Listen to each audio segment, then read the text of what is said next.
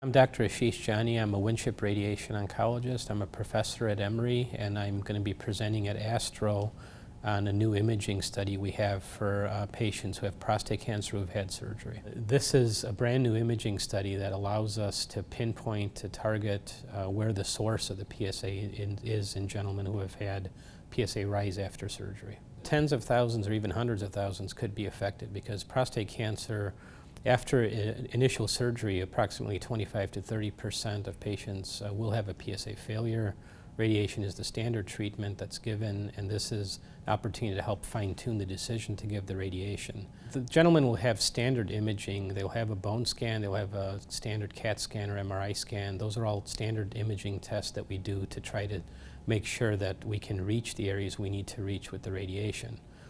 In this particular study, it is randomized, so one group is going to be getting standard imaging. The other group has one additional stop in nuclear medicine. The scan is completely paid for by the grant, and they basically have a 50% opportunity of getting this new imaging study that can help us see where the source of the PSA is.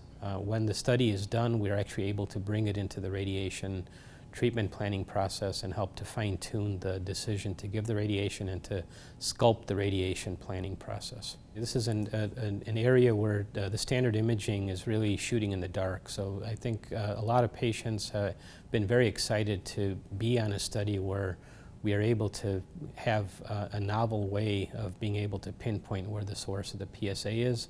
Those gentlemen that have been randomized and enrolled on the imaging arm have given us very good feedback. It's a very simple test. It's basically one additional stop in nuclear medicine. It's very similar to getting a bone scan.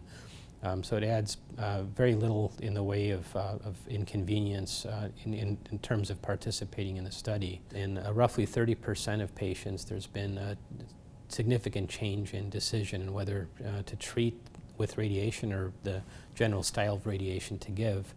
And in roughly 3/4 of gentlemen that were treated with radiation, there was a significant change in the area that was treated.